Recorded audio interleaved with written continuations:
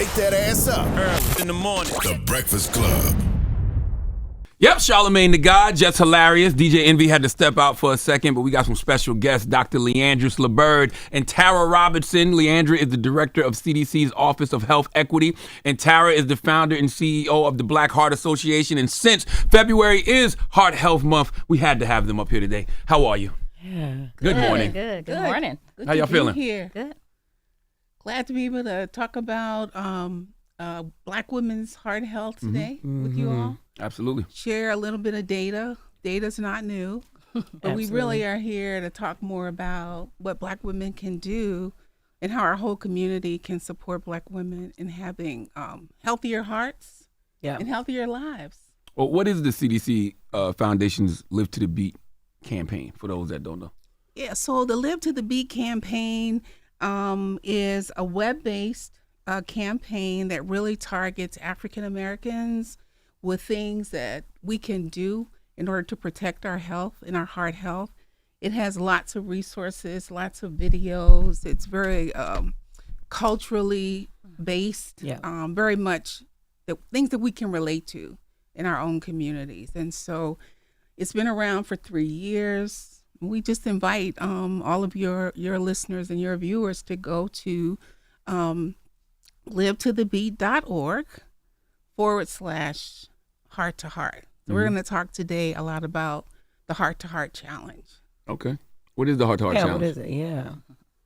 So the Heart to Heart Challenge focuses on particularly Black women, even though heart disease is the leading cause of death for all Black people. And heart disease is the leading cause of death for all women. It kills more women than all forms of cancer combined. And so what we want to be able to do is to encourage Black women to get involved with the campaign and the challenge, follow some simple steps, and really start to just be more empowered to take care of themselves. Yeah. And to prioritize self-care. Mm-hmm. That's a big theme. So we say that self-care is health care. So we want to really focus on that today. Yeah. I love that. So which one, I want to know, one of y'all survived 3 heart attacks. Tara. Who was it? You? Mm-hmm. Girl. That has to be, it's amazing that you're still here in front of me. Right. But like, did you know something was wrong before I each of them, or?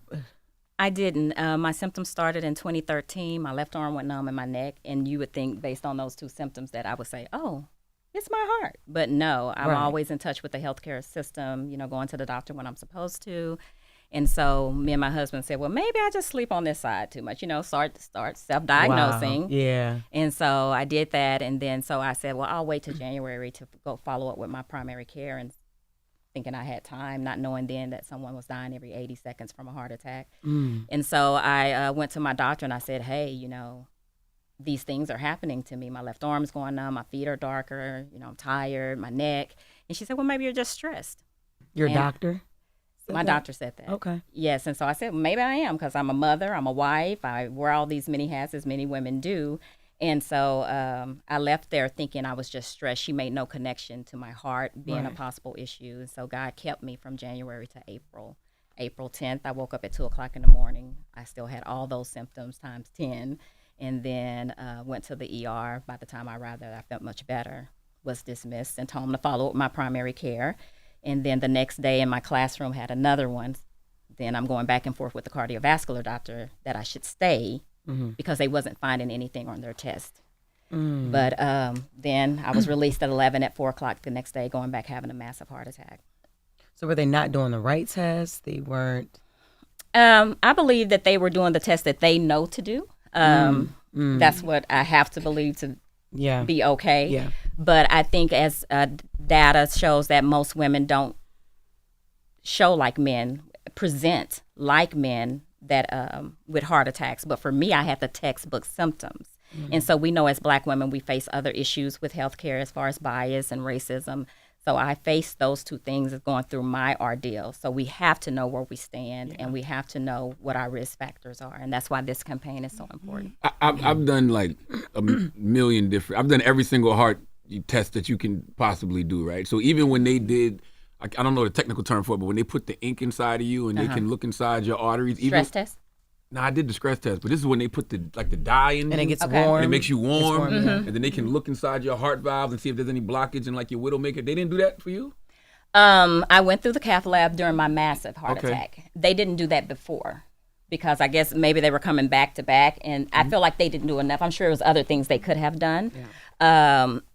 But I didn't have that done until I went through, well, I didn't do that part, but I went through the cath lab, and then that's when I went into sudden death. I ended up dying that day, losing my life, going to heaven, coming back here. And so none of that happened because at that point it was too late. I'm in crisis at this moment. Mm-hmm. And so they did the basic test, your EKG, your CAT scan, your heart enzyme test. That's what was done when I went through ER. Not the more that you would see at a cardiovascular doctor's office. Sarah, forgive me, I'm stupid. I just realized, I thought you had 3 separate heart attacks. It was all at one time. No, I had one April 10th, April 11th, April 12th. And then the next day. Yeah. Mm-hmm. Dang. Yikes. Yeah. And you said you died and went to heaven? Yeah, yeah. You saw heaven? I did. Please elaborate if you don't mind. Please. I don't want to take the interview from Lil to the please. V. But so what happened was, I thank God there was a sister in there that help me be very comfortable. So it's important. In heaven? No, in the emergency, in the Oh, cat lab. I'm sorry. I'm glad you're with me. I'm so sorry. Go ahead. Tell me so the dumb. sister in heaven. Oh, my God. Go So ahead. the nurse, I remember her because you're up during the entire procedure. And so she was like, he's going to tamper with your heart. You're going to feel a little discomfort, but it's going to be okay. She was from New Orleans, so she had that thick accent. Okay. But it made me feel very comfortable. And when she said that, I was just gone. And so how I knew where I was, I could see myself, and it was a perfect day. If you could think of the perfect day with the perfect green grass, perfect temperature, perfect, and so vibrant, everything. And I could see myself like walking. And I had this peace, and that's how I knew where I was, because my mind was wiped clear. I wasn't worried about my children here, my husband. Nothing here was a factor for me. And so I could hear my name being called. It was called 3 times, and it was the nurse. And then I knew where I was because I was on my way. I could feel that, like a knowing. Yeah. And then I was back here after she called my name. And I didn't realize, she was like, oh, you fell asleep on us for a second. And then when the doctor came in and said you had 99% blockage, known as the widowmaker, he said, but when you died on us, I stopped and prayed for you. And so I was lucky enough to have a doctor at that moment. Wow. Dr. Leandris, what's the sign that something may be wrong with our hearts? Well, Tara, she certainly shared some of the classic symptoms, but the other things we need to always be aware of is our numbers. What is our blood pressure level? What is our cholesterol level? What are our blood sugars? I would even say, what's our weight? We need to check in with our physician regularly around these things. And I wanted to just mention just a couple more reasons why Black women tend to have this higher burden of heart disease. Some of them are systemic or structural, things like, not having access to health insurance, not having paid sick leave, having lots of financial stress, because Black women tend to be, I'm going to say, overrepresented in like poverty. Yeah. And also, not necessarily having access to quality healthcare because of the biases that we sometimes encounter in the healthcare system. But the other thing that we really want to sort of elevate today is the stereotype of the strong Black woman. And we want to dismantle that and start to disrupt that and really rethink what it means to be strong, right? So we have this long history of putting others ahead of us, of taking care of others. We can go all the way back to slavery into the present.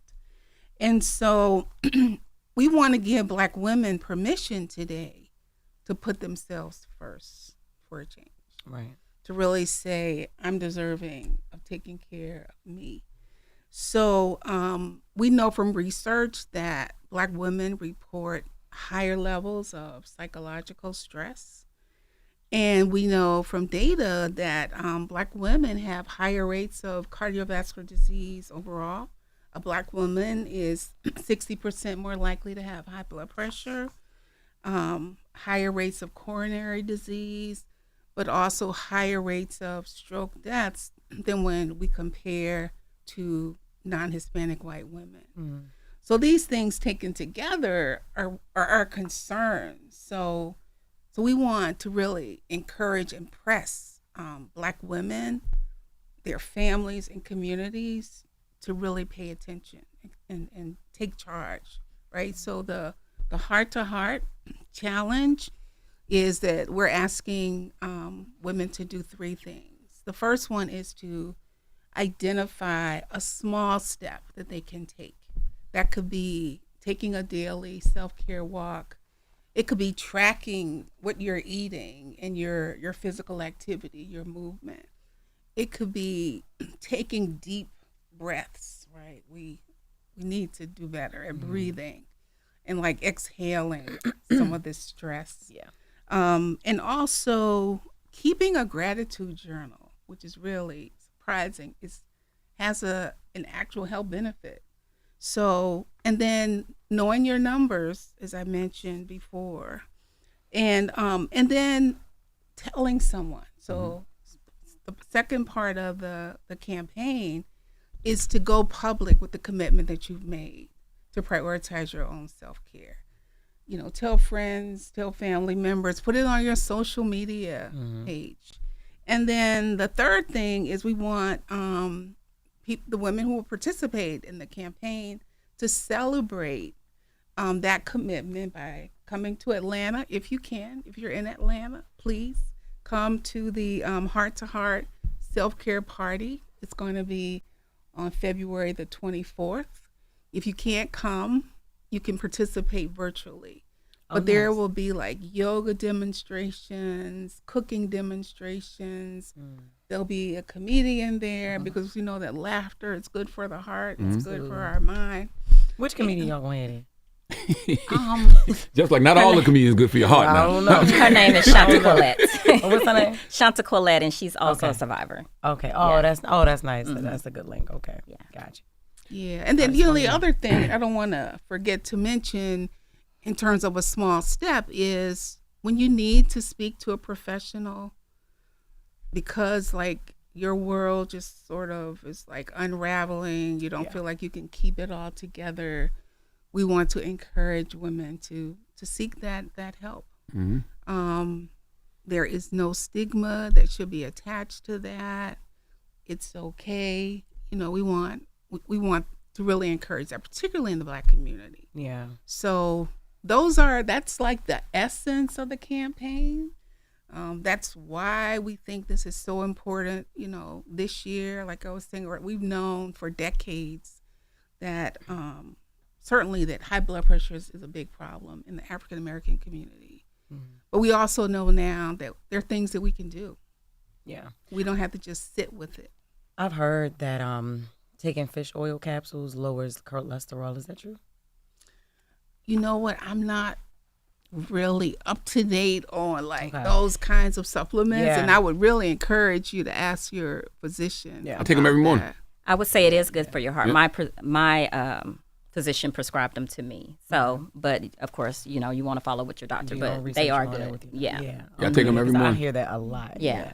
I do fish oil and a baby aspirin, and then I got statin at night because I was born in 1978, so I got a little high cholesterol. I do want to answer your question. You asked what are the signs and what are some of the signs and symptoms. So I would say for women it's totally different from men. You know, I was lucky enough to have the textbook symptoms, which only 20% of women show up at the ER with the textbook symptoms. So imagine what happens to the rest of us who don't have those and see what I got with them. With men, you usually have the textbook symptoms, but with women, it can be a belly ache. You hear women complain of either arm being numb, you can hear fatigue, you can hear no symptoms at all. And the danger with heart disease is that it doesn't have a look. You know, and no shot to my cancer survivors, sisters, but heart disease is dangerous because it looks okay. It looks like me and you dressed up in makeup. It looks like us in clothes, and that we have to change that narrative. So in order to save our lives, and that's why these campaigns are Live to the Beat is important, because when we talk about small steps is looking at your plate and saying, what can I do to better manage my health? Because I want to ask you another question, Tara, about because you have the Black Heart Association. Yes. I mean, of course, Black people and white people, we got the same organs, but is there more stressors that happen? Of course, this is a stupid question. What are the stressors that Black people have to deal with more that probably make us more prone to heart disease? Well, we have a lot going on. I think about just most recent. Let's just think about George Floyd and us as Black women, and we all heard him call for his mother. Those kind of things stay with us as people. So we have racism that we have to go through. We have biases that we have to go through. We don't have enough Black doctors. We don't have enough resources in our community. We're at Black Heart. We're in the community every single day. My husband's at 2 events today. Then we have 28 events this month. So we're seeing that, we go to areas that don't have access to food. Why? Why are we still here as a nation when we can send billions of dollars everywhere else, but why come we can't take care of our own communities right here in America? So it's a lot of things that, access to proper education, a lot of things are missing, and we have to come together to figure that out. Yes, we do have the same heartbeat, but do we have the same heartbeat when it comes to America? Yeah. What kind of lifestyle changes should we be making? So things like changing our diet, certainly to have less salt. We need to be more physically active. Stop smoking if that's something that you're doing. Now, stop smoking what? There's some things, I know it's some things, not for me, this is for a couple No, people I we're know. talking about stop smoking cigarettes. Oh, okay, all right, yeah, I agree. What about marijuana? You say marijuana good, lower stress levels? Yeah. Well, as the CDC representative here, I'm going to ask you to speak to your physician about that. Okay. Tara, what you think? I think it has its pros and cons. Okay. I think in the community, we definitely tell, we can't tell people what they should, or we can say we suggest based on what you're going through. But I think it definitely has its pros and cons. Once we get addicted to something, then it becomes a con. So we just have to be mindful of that balance. I think it's checks and balances in everything we do, whether it's from eating, stress, bad relationships, whatever it is we're doing. It's always checks and balances and having to consider our health in every decision we make throughout the day. Yeah. And we really need to, I think, look at the root causes. Like, so often we're self-medicating, we're covering up, we're just not dealing with the real thing. Yeah. And so, we hope that through this campaign in particular that women and Black women will start to have some real conversations, and that our whole community will start to rally, because we're going to have to save ourselves in terms of really being able to live a long and healthy life. Yeah, absolutely. I know this kind of caters to me as well. I don't know if there's a direct link to it, but I was born with a heart murmur, a leaky valve, and I got heart surgery at birth, but I was too small for them to go through my heart, so they went through my back.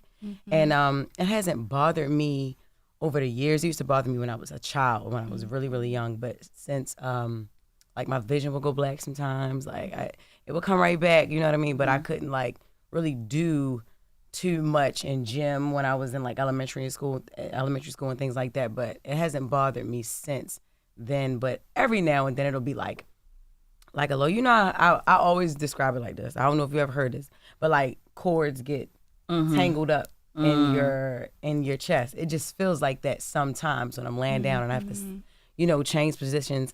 And to your point of like, sometimes like what you did when you had your textbook symptoms, you just was like, maybe I'm tired, maybe like, I will say I have been afraid to go see. Heart disease doesn't run in my family, but I'm the only one that was, born with a heart murmur or, a leaky valve, and I had the surgery. And like I said, it hasn't really like affected me greatly since I had the surgery, but it bothered me as a child a little bit. But I haven't had anything like alarming except for those little pains every now and then. What I would say to you, but if it's enough to get your attention, then you definitely should get it checked out. And I think it's interesting that you bring up the point, because we hear this in the community all the time, that heart disease doesn't run in our family. But if we have high blood pressure, if we have cholesterol issues, then we have heart disease. Yeah. And so we have to start connecting the dots to make it make sense. I had my heart attacks because of stress. I don't have high blood pressure, cholesterol. I still, to this day, don't have any of those things. But I was internalizing, going back to that strong Black woman trope that we're talking about. So I think a lot of us as Black people, whether you're a Black man or woman, you internalize a lot because of pride or for whatever reason you don't want to get it out. But I'm telling you now, if you've had high blood pressure, diabetes, or any of those things for several years, you should have already checked in with a heart specialist. So yours was just stress, Tara? Like you didn't have no plaque or nothing? What? Right. Wow. But I did have blockage, but it was caused by my stress. Okay. My stress levels, because I dealt with childhood trauma, Yeah. and a lot of us do. I was molested as a child. I was abused. So you got all of those situations. I ended up becoming a counselor, but you're strapping, trying to get out the hood, trying to do all these things. And when you get there and you're not healed, it's just a ticking time bomb. Yeah. And I set myself up for failure in that sense. Things that you didn't have healed, things that went without fixing. Yeah. I was holding on to everything, and we hold on to a lot. Unforgiveness, anger, all of that. And so everything flows through our heart. Nothing misses it. Yeah, my doctor told me that I'm just fighting against genetics because he's like, my arteries just are aging faster than I am. But heart disease runs in my family. Like my dad had whatever's after 4. Quadruple is 4. So whatever's after that, quintuple. Thank you, doctor. He had that bypass surgery, and my uncles had like 3 or 4 different bypass surgeries. So yeah. And at Black Heart, we do genetic we do a lipoprotein A, so we can tell our community if they're at risk of ever having a heart attack or stroke. So we do a lot of things on that bus, and we're trying to be national with it, so we can take this campaign to our community as well. Yeah, encouraging them to take those small steps. Well, how can people reach out to y'all for more questions? If they got more for questions and more info. So certainly go to the website, livetothebeat.org/heart to heart. That's where you can get more and more information about Live to the Beat and all of the many more strategies that we've been able to cover today. Yeah. And also you can reach us through that website that someone will follow up with you. Yeah, for sure. What about Black Heart Association there? So we're blackheartassociation.org, and we're about to get 2 more buses, 1 in Houston, 1 in San Antonio, and hopefully we'll be national soon. Amazing. Well, people need to support what y'all doing and tap in, because I don't know, heart disease is the #1 killer of Black people in America, right? That's correct. Yeah. And can I just say thank you to you all for opening up this conversation, for making it real, for letting people know that it's okay to say that we're not okay. Yeah. Because we're not okay. Absolutely. But we can be better. Absolutely. But we have to start now. Oh, I've been running to the ER for as long as I can remember, because, I got to deal with anxiety. So, when you have anxiety and you're having these panic attacks when you're young, you always think it's a heart attack. So I always was running to the ER, trying to figure out what was going on with my heart. And it wasn't until over the past year and some change when I did a whole lot of tests. I did the Soren medical scan with Dr. Puma.